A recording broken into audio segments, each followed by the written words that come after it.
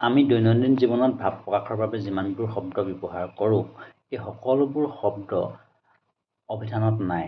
আমাৰ প্ৰয়োজনত আমি কিছুমান শব্দ সৃষ্টি কৰি ল'বলগীয়া হয়। আমাৰ বাকতন্ত্ৰীৰ পৰা ওলাই অহা যিবোৰ ধ্বনি সেই ধ্বনিবোৰ যেতিয়া অৰ্থপূৰ্ণ হয় সেই অৰ্থপূৰ্ণ ধ্বনিবোৰকে শব্দ বুলি কোৱা হয়। অৰ্থহীন ধ্বনিবোৰক শব্দ বুলি কোৱা নাযায়।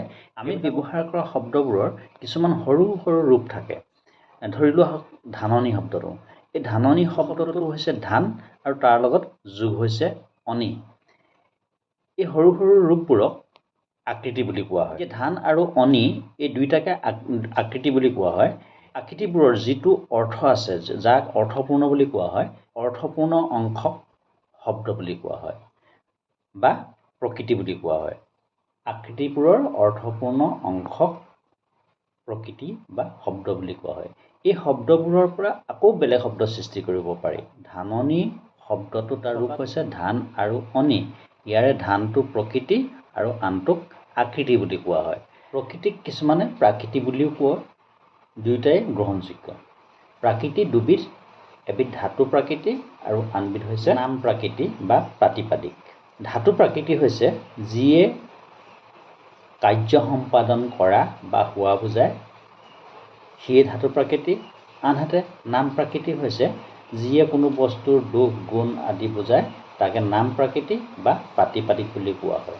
চমু অৰ্থত ধাতু প্ৰাকৃতিৰ বাহিৰে সকলোবিলাককে প্ৰাতিপাদিক বুলি কোৱা হয়। প্ৰাকৃতি বা মূল বা শব্দৰ লগত কোনো আকৃতি বা বৰ্ণসমষ্টি যোগ হৈ যেতিয়া নতুন অৰ্থবহ শব্দ গঠন কৰে, সেই আকৃতিটোক বৰ্ণ বা বৰ্ণসমষ্টিটোক সৰ্গ বুলি কোৱা হয়। অসমীয়া ভাষাত শব্দ সাধনৰ বাবে সৰ্গ সংযোগ কৰা হয়। অৰ্থাৎ আৰম্ভণিতে যে কৈছিলোঁ যে আমি দৈনন্দিন জীৱনত ভাৱ প্ৰকাশৰ বাবে প্ৰয়োজনীয় শব্দবোৰ শব্দৰ লগত সৰ্গ সংযোগ কৰি নতুন শব্দ সৃষ্টি কৰি লওঁ। এই সৰ্গবোৰকে প্ৰত্যয় বুলি কোৱা হয়। প্ৰত্যয় সংজ্ঞা হিচাপে ক'বলৈ হ'লে এনেকৈ ক'ব লাগিব যে প্ৰাকৃতি বা মূলৰ লগত যিবোৰ বৰ্ণ বা বৰ্ণ সমষ্টি যোগ হৈ নতুন শব্দ গঠন কৰা হয় তাকে প্ৰত্যয় বুলি কোৱা হয়।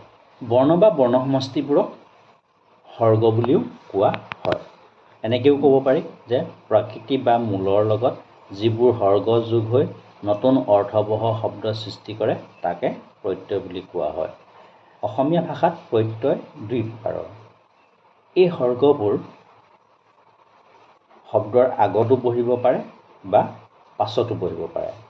শব্দৰ আগত সংযোগ কৰি নতুন শব্দ গঠন কৰিলে তাক আমি পূৰ্ব প্ৰত্যয় বুলি কওঁ, আৰু শব্দৰ পাছত সংযোগ হৈ নতুন শব্দ গঠন কৰিলে তাক পৰ প্ৰত্যয় বুলি কোৱা হয়। মূলতঃ প্ৰত্যয় এই দুই প্ৰকাৰৰ। পূৰ্ব প্ৰত্যয়বোৰক উপসৰ্গ বুলিও কোৱা হয় আৰু পৰ প্ৰত্যয়বোৰক পৰসৰ্গ বুলিও কোৱা হয়। সংস্কৃতত যি 20টা উপসৰ্গ আছিলে সেইবিলাকেই পূৰ্ব প্ৰত্যয়। অসমীয়াত ইয়াক উপসৰ্গ বুলি কোৱাৰ সলনি পূৰ্ব প্ৰত্যয় বা পূৰ্বসৰ্গ বুলি কোৱা দেখা যায় বা ব্যাকৰণবিদসকলে এই ধৰণে ব্যৱহাৰ কৰিছে। অসমীয়াত সেই 20টা উপসৰ্গৰ উপৰিও আন কেইবাটাও পূৰ্ব প্ৰত্যয় ব্যৱহাৰ কৰা হয়। সংস্কৃতৰ 20টা উপসৰ্গ হৈছে প্ৰ, পৰা, অপ, হম, নি, অব, অনু, নিৰ, দোৰ, বি, অধি, উ, উত, পৰি, পতি, অভি, অতি, অপি, উপ আৰু আ। এই 20টা উপসৰ্গ ধাতু বা শব্দৰ আগত লগাই মূল শব্দটো বা মূল ধাতুটোৰ বেলেগ অৰ্থ প্ৰকাশ কৰা হয়।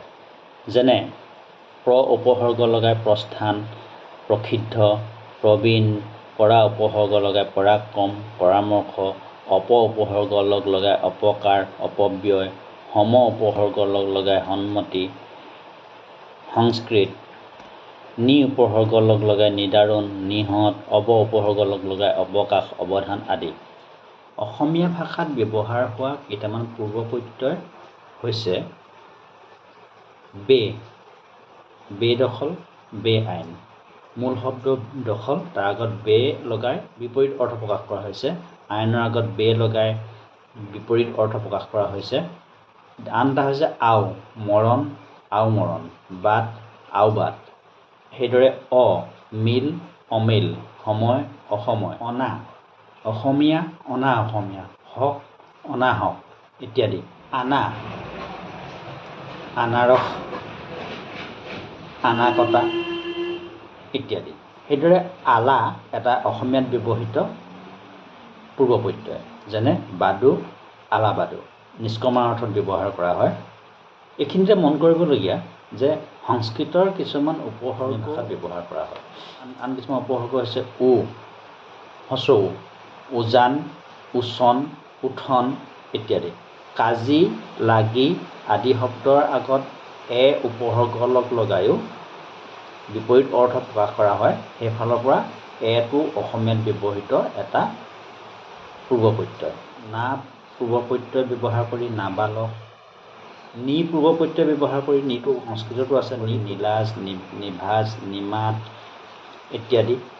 কেতিয়াবা আমি অধিক ভাল বুজাবৰ কাৰণে সু পূৰ্ব প্ৰত্যয় লগাই শব্দটোক কিছুমান শব্দ সৃষ্টি কৰোঁ, যেনে সুহিত, সুকুমাৰ, সুলভ, সুকবি, সুযোগ্য, সুনাম ইত্যাদি। সেইদৰে কু পূৰ্ব প্ৰত্যয় লগাই আমি বেয়া বুজাবলৈ বিচাৰোঁ, যেনে কুকৰ্ম, কুকীৰ্তি ইত্যাদি। সেইদৰে বদ পূৰ্ব প্ৰত্যয় লগাই বদনাম, বদমেজাজ, বদমাছ ইত্যাদি ধৰণে শব্দ নিষ্পন্ন কৰা হয়। আৰু এতিয়া আহোঁ পৰপ্ৰত্যয়ৰ বিষয়ে। পৰপ্ৰত্যয় হৈছে যিবিলাক সৰ্গ ধাতু বা প্ৰাতিপাদিকৰ পাছত বহি বেলেগ এটা অৰ্থবহ শব্দ সৃষ্টি কৰে, তাকে পৰপ্ৰত্যয় বুলি কোৱা হয়। পৰপ্ৰত্যয় দুই প্ৰকাৰৰ।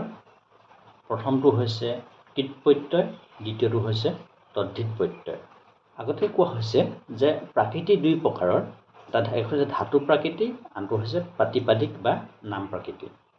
ধাতু প্ৰাকৃতি ধাতুৰ লগত অৰ্থাৎ ধাতুৰ পাছত যিবোৰ সৰ্গ সংযোগ হৈ এটা নতুন অৰ্থবহ শব্দ সৃষ্টি কৰে, সেইবিলাকক কৃত প্ৰত্যয় বুলি কোৱা হয়।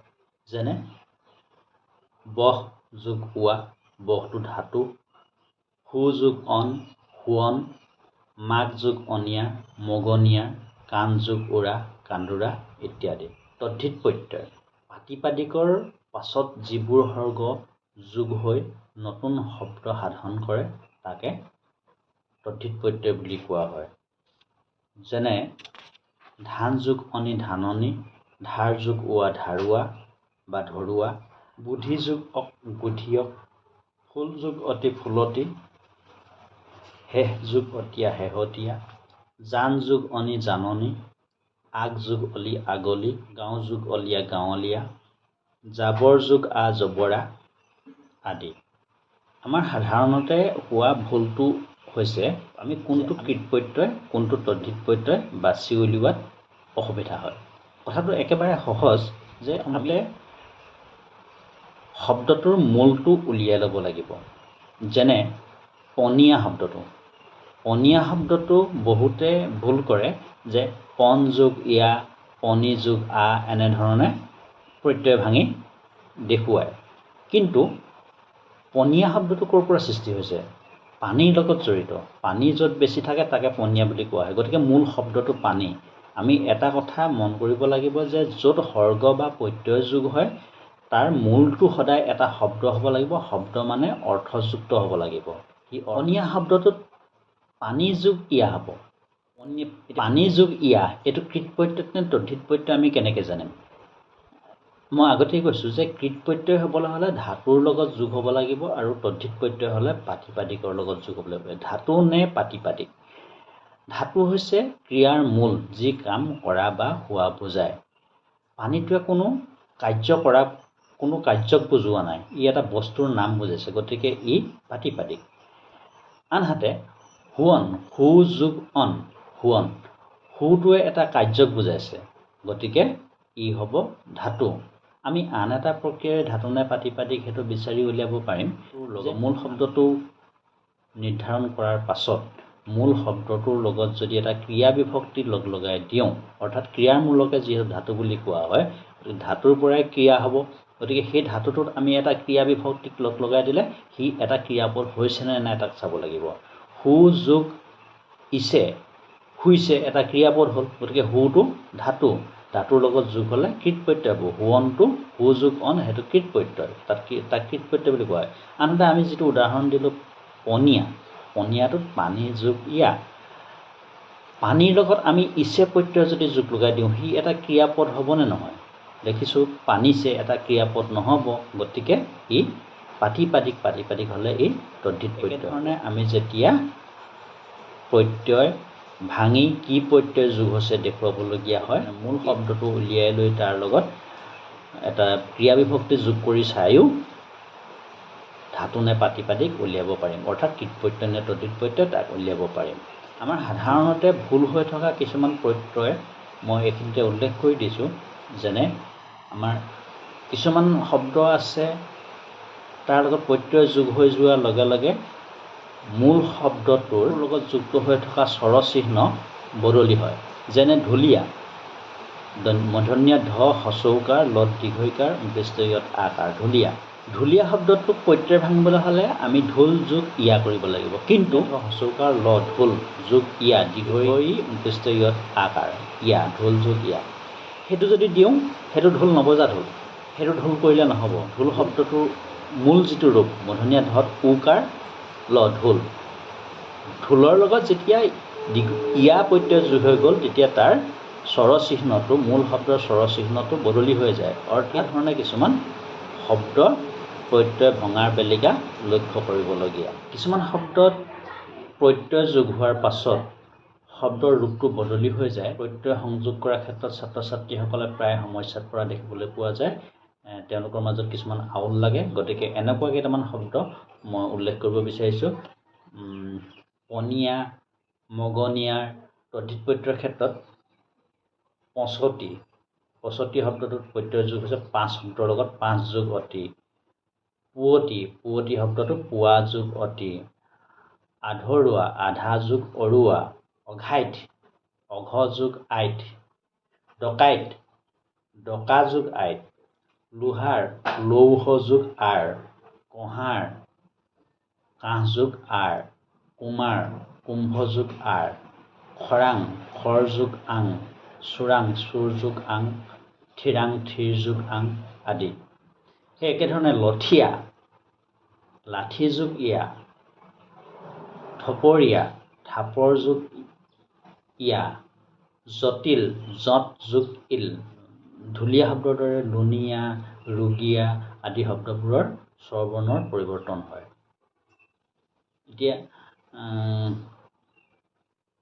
খেতি শব্দটোত প্ৰত্যয় যোগ হৈছে খেত যোগ ই খেত মানে ক্ষেত্ৰ কিন্তু খেতিয়ক হ'বলৈ হ'লে টি যোগ অ এনেধৰণে প্ৰত্যয় ভঙা দেখা যায় কিন্তু মূল ৰূপটো হ'ব লাগে খেত যোগ ই যোগ অ মূল শব্দটো খেত সেই একেধৰণে ধানতলি শব্দটো ধান যোগ তলি হ'লে মানে তলিটোক আমি প্ৰত্যয় বুলি ধৰিবলৈ কিছু সমস্যা হয় গতিকে ধানতল যোগ ই বা ধান যোগ তল যোগ ই ধানতলি এনেধৰণে কৰিলে প্ৰত্যয়টো বুজাত সুবিধা হ'ব সেই একেধৰণে মাহেকীয়া শব্দটোত মাহ যোগ এক যোগ ইয়া এনেধৰণে প্ৰত্যয় ভাঙিলে সহজ হ'ব হাদিনীয়া হাত যোগ দিন যোগ ইয়া সাতদিনীয়া বা আমি চমুকে হাদিনীয়া বুলি কওঁ সোণোৱালী শব্দটো প্ৰত্যয় ভঙাৰ ক্ষেত্ৰত কিছু জটিলতা আহিব পাৰে মূল শব্দটোৰ লগত কৰিব লাগিব সোণালী লগত কৰিলে নহ'ব সোণ যোগ পোৱালী সেইধৰণে ৰূপোৱালী ৰূপ যোগ ওৱালী প্ৰত্যয় যোগ হ'ব সেই একেধৰণে নিতৌ নিত যোগ ঔ দিনৌ দিন যোগ ঔ দিনৌ এই ধৰণে প্ৰত্যয় সংযোগ কৰিব লাগিব কৃত প্ৰত্যয় আৰু তদ্ধিত প্ৰত্যয় চিনাক্ত কৰাত বিশেষ অসুবিধা নহ'ব বুলি ভাবিছোঁ স্ত্ৰী প্ৰত্যয় আৰু শব্দ বিভক্তি বা বিভক্তিকো এক প্ৰকাৰ প্ৰত্যয় বুলি কোনো ব্যাকৰণত উল্লেখ কৰিছে স্ত্ৰী প্ৰত্যয়টো প্ৰত্যয়ৰ অন্তৰ্ভুক্ত গতিকে স্ত্ৰী প্ৰত্যয় হিচাপে সুকীয়াকৈ দেখুওৱাৰ প্ৰয়োজন নাই আমি স্ত্ৰীলিংগ বুজাবৰ বাবে কোনো জাতিবাচক বা উপাধিবাচক শব্দ বা কোনো নামবাচক শব্দৰ লগত প্ৰত্যয় যোগ কৰি স্ত্ৰী প্ৰত্যয় কৰা হয় সেইটোকে আমি স্ত্ৰী প্ৰত্যয় বুলি কওঁ যেনে অনি বৰুৱা বৰুৱানী বান্দৰ বান্দৰী এনেকুৱাবিলাক এইবিলাকক আমি সুকীয়াকৈ স্ত্ৰী প্ৰত্যয় বুলি দেখুওৱাৰ প্ৰয়োজন নাই। কাৰণ এইধৰণে বিভক্তিৰো এটা সুকীয়া আলোচনা আছে। শব্দ বিভক্তি এটা সুকীয়া বস্তু। গতিকে আমি কেইটামান দিশ আলোচনা কৰিবলৈ বিচাৰিছোঁ। অসমীয়া ভাষাত কোনো বস্তুৰ আকাৰ, আকৃতি, প্ৰকৃতি, লিংগ আদি বুজাবৰ কাৰণে শব্দৰ লগত কিছুমান বৰ্ণ বা বৰ্ণসমষ্টি যোগ কৰা হয়। অৰ্থাৎ আকাৰ, আকৃতি নিৰ্দেশ কৰা হয়। সেইবিলাকক আমি নিৰ্দেশাত্মক প্ৰত্যয় বুলি কওঁ। যেনে চক, ডাল, কলমটো, বহীখন, কিতাপখন, চুলি, তাৰি, গছ, বাঁহ, ছটা। এই ছটা, গছ, তাৰি, খন, টো, ডাল, ডালি এইবিলাকে কোনো বস্তুৰ আকাৰ আৰু আকৃতি নিৰ্দেশ কৰে। সেইকাৰণে ইহঁতক নিৰ্দেশাত্মক প্ৰত্যয় বুলি কোৱা হয়। সেইধৰণে কিছুমান প্ৰত্যয় সংযোগ কৰি আমি কোনো কথা নিৰ্দিষ্ট কৰি দেখুওৱাৰ সলনি অনিৰ্দিষ্ট বা অনিৰ্দিষ্ট ৰূপত উপস্থাপন কৰোঁ। যেনে কেইদিনমান, অলপমান, দিন চেৰেক আদিয়ে কোনো কথা নিৰ্দিষ্ট ৰূপত দেখুৱাই নিদিয়ে। সেইকাৰণে এইবোৰক অনিৰ্দিষ্টতাবাচক বা অনিৰ্দেশাত্মক প্ৰত্যয় বুলি কোৱা হয়। বহুবচনাত্মক প্ৰত্যয় বহুবচন বুজাবৰ কাৰণে, যেনে গৰু জাক বা গৰু মখা, ভক্তবৃন্দ, ল'ৰা ছোৱালীবিলাক, ছাত্ৰ ছাত্ৰীবোৰ, এই বোৰবিলাক, হওক, মখা, জাক এইবিলাকে বহুবচন বুজায়। এইবিলাকক বহুবচনাত্মক প্ৰত্যয় বুলি কোৱা হয়। অসমীয়া ভাষাত এটা বিশেষ বৈশিষ্ট্য আছে যে পুৰুষবাচক প্ৰত্যয়। পুৰুষ অনুসৰি সম্বন্ধবাচক শব্দবিলাকত বেলেগ বেলেগ প্ৰত্যয় যোগ কৰা হয়। যেনে মোৰ মাহী, তোমাৰ মাহীয়েৰা বা তোৰ মাহীয়েৰে, তেওঁৰ মাহীয়েক, তাইৰ মাহীয়েক। এই ধৰণে মাহী সম্বন্ধবাচক শব্দ এটা। এই সম্বন্ধবাচক শব্দটোক আমি প্ৰথম পুৰুষত মূল ৰূপতে থাকে, দ্বিতীয় আৰু তৃতীয় পুৰুষত তুচ্ছাৰ্থত আৰু মান্যাৰ্থত বেলেগ বেলেগ হৈ যায়। দ্বিতীয় পুৰুষত তুচ্ছাৰ্থত তোৰ মাহীয়েৰে আৰু মান্যাৰ্থত মাহী এৰা, তেওঁৰ মাহী এক। এই এৰা, এৰে, এক এইবিলাকক সম্বন্ধবাচক বা পুৰুষবাচক প্ৰত্যয় বুলি কোৱা হয়। আন এটা প্ৰত্যয় হৈছে সাৰ্থিক প্ৰত্যয়। আমি কেতিয়াবা আমাৰ মনৰ ভাৱটো কোমল, টান বা আদেশ, অনুৰোধ আদি বুজাবৰ কাৰণে আমি ক্ৰিয়াটোৰ লগত কিছুমান সৰ্গ সংযোগ কৰোঁ। যেনে আহিবা হওক, আহাচোন, যাবা দে, খোৱা না ইত্যাদি সৰ্গবোৰে আমাৰ মনৰ ভাৱটো কোমল, কঠিন এনেকুৱা ধৰণৰ ৰূপত প্ৰকাশ কৰে। এইবিলাকক ব্যাকৰণবিদসকলে সাৰ্থিক প্ৰত্যয় বুলি কৈছে। প্ৰত্যয় সম্পৰ্কীয় আলোচনা আজিলৈ ইমানতে সমাপ্ত কৰিছোঁ। যদি কোনো ছাত্ৰ ছাত্ৰীৰ কিবা খোকোজা থাকে তেন্তে তেওঁলোকে কমেণ্ট বক্সত কমেণ্ট দিব পাৰিব। আৰু আমি ইয়াৰ পৰৱৰ্তী সময়ত অসমীয়া খণ্ডবাক্য আৰু জতুৱা ঠাঁচৰ বিষয়ে আলোচনা কৰিম।